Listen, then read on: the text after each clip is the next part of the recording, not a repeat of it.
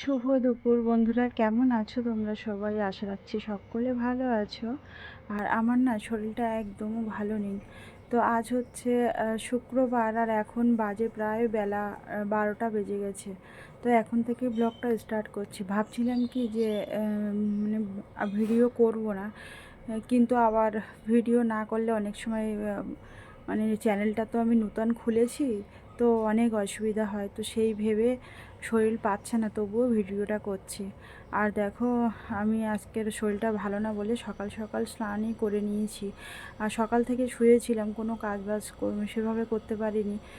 তো উঠে আর স্নানটা করে নিলাম, নিয়ে এবার রান্না বান্না করব। আদির বাবাকে টাকা নিয়ে চলে গেছে, উনি হোটেলে সকালের খাবারটা খেয়ে নেবে। আর দুপুরে তো আবার খেতে আসবে, তো রান্না তো কিছু করতে হবে। আর একা একই সংসার, আর এই হচ্ছে সমস্যা, যতই অসুস্থ হও তোমাকে তোমার কাজটা ঠিক করে নিতে হবে। তো দেখো রান্না করব। আর ছেলেটা অনেক দিন থেকেই মাংস খাবে মাংস খাবে করছে।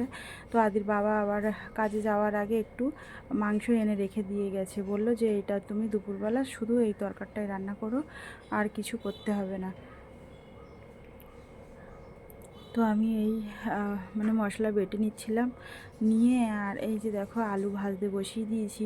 তো একটু করে রান্না করছি, আর এসে মানে আমি বসে পড়ছি।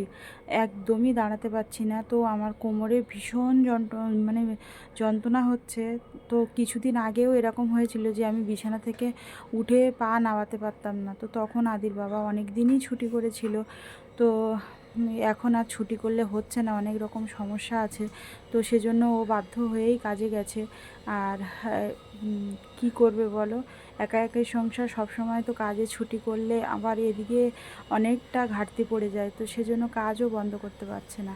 তো দেখো আমি এখানে আলুটা ভাজতে বসিয়ে দিয়েছি, আর আলু তেল দিয়ে আমি না একটু হলুদ দিয়ে নিয়েছি। তো এইটা দিলে কি হয় বলো তো, তেলটা যে আলু দেওয়ার সঙ্গে সঙ্গে ছিটিয়ে যায় না, সেইটা আর হয় না।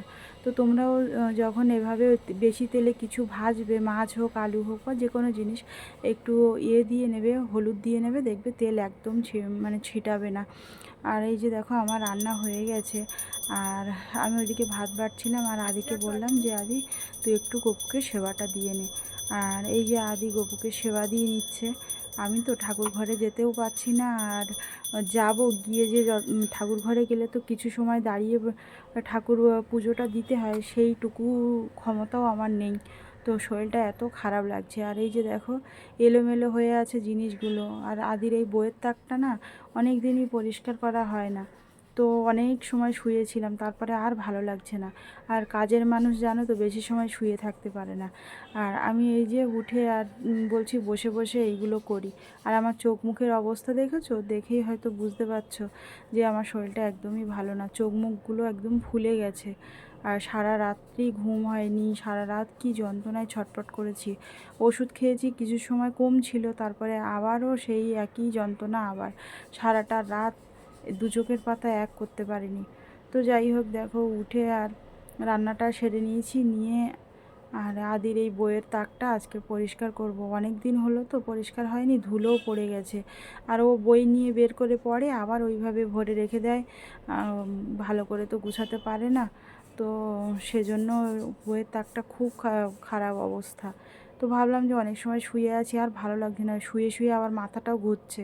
তো সেজন্য বইয়ের তাকটা আমি মানে ভালো করে পরিষ্কার করে ঝেড়ে নিচ্ছি। তো ছোট ঘরে খুবই সমস্যা, মানে বড় ঘর হয় সাজিয়ে রাখতে একদমও সময় লাগে না, সুন্দর করে সাজানোর জায়গা থাকলে সাজানো যায়।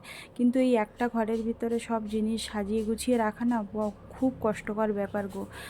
তো এক ঘরের ভিতরেই রান্না বান্না সমস্ত সব। আর তার উপরে একটা বাচ্চা আছে, তার খেলনার জিনিসপত্র, বইপত্র, নিজেদের এত জিনিস। তো সব কিছু গুছিয়ে ছোট্ট একটা ঘরে রাখা যে কত সমস্যা, সে আমি ছাড়া আর কেউ জানে না। তো দেখো যাই হোক, যেখানে আছি সেখানটা তো গুছিয়ে রাখতে হবে।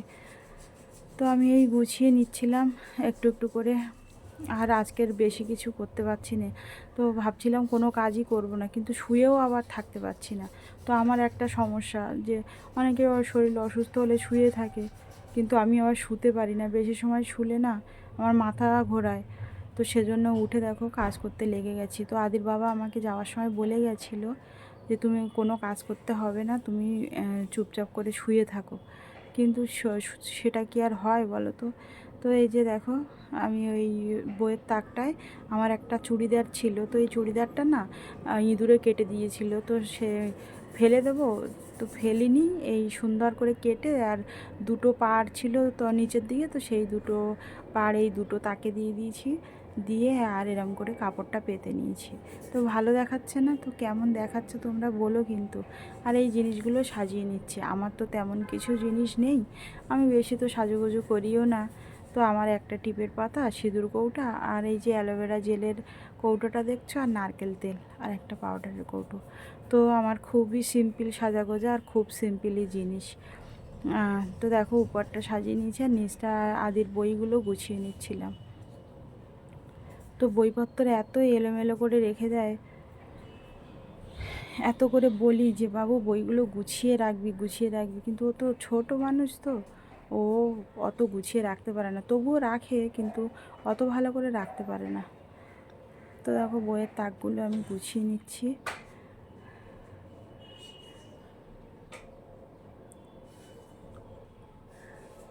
আর জানো তো শরীর ভালো না থাকলে না কোনো কিছুই ভালো লাগে না। আর এত ধুলো পড়েছে, আর আমাদের ঘরে প্রচণ্ড ধুলো হয় গো, রাস্তার সামনে ঘরটা তো, তো এত ধুলো হয়, মানে আজকের মুছছো আবার কালকের দেখবে এক টিপ করে ধুলো পড়ে গেছে। তো কত মুছবো আর কত পরিষ্কার করে রাখবো? তো নিজের শরীরটা ভালো থাকলে তবু সব কাজ করতে ইচ্ছা করে, আর শরীর ভালো না থাকলে তো কোনো কাজ করতে ইচ্ছা করেই না, আর কোনো এনার্জিই থাকে না। তো যাই হোক, এই যে দেখো আমি এইগুলো সব মুছে নিচ্ছিলাম, আর ভাবছিলাম কি পাশের ওই তাকটাও পরিষ্কার করব। তো পাশের তাকটায় এত ধুলো হয়েছে, তো আবার ভাবলাম যে এখন মাথা ঘোরাচ্ছে, আর এখন তাকটাকে ভালো করে সাবান দিয়ে পরিষ্কার করতে হবে। তো থাক, এখন আর করব না, কাল কি পরশুর দিকে যখন একটু শরীরটা ভালো হবে তখনই করব।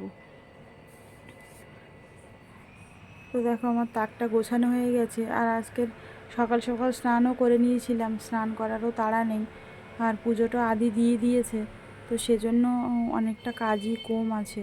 তো শুধু রান্নাটাই করেছি, আর ছেলেটাও আজকের স্কুলে যায়নি। তো এই যে দেখো আমার ফাইনালি তাকটা গুছিয়ে নিয়েছি, আর এই যে মানে জিনিসপত্রগুলোও সাজিয়ে নিয়েছি, নিয়ে আর এই যে দেখো কেমন লাগছে। আর এই যে তাকটার কথা বলছিলাম না, এই তাকটা, তো এই তাকটা আর মানে দেখতে পাচ্ছ কেমন ধুলো পড়েছে। তো ভাবছিলাম যে আজকেরই পরিষ্কার করব, কিন্তু হাত দিয়ে দেখলাম যে ও ধুলো মুছলে যাবে না, ওকে ভালো করে সাবান দিতে হবে।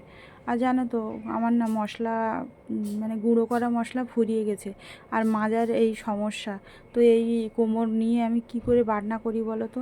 তবুও দুপুরবেলা মনে ছিল না, যা হোক করে বেটে তরকারটা করেছি, আর সন্ধেবেলা আমার বাটার মতো ক্ষমতা নেই, তো সেজন্য আমি রৌদ্রে দিয়েছিলাম গোটা মশলাগুলো। আর আমি না এভাবেই গোটা মশলাগুলো রৌদ্রে দিয়ে ভালো গরম করে কাঁচা মশলাই গুঁড়ো করে রাখি, এতে টেস্টটাও না খুব সুন্দর হয়। তো এই যে দেখো আমি মশলা গুঁড়ো করছি, আর আদির বাবা এসে আমাকে অনেক কিছু বলছিল, তাই আমি ওই হাসছিলাম। তো এখন প্রায় বেজে গেছে সন্ধে 7টা মতো হবে, আর এই যে আমি বসে পড়েছি মশলা গুঁড়ো করতে। তো মশলাগুলো গুঁড়ো করে রাখলে কী হয় বলো তো, সকালবেলা উঠে না আর তাড়াহুড়ো করে বাটনা একটা ঝামেলা, বাটতে হয় না।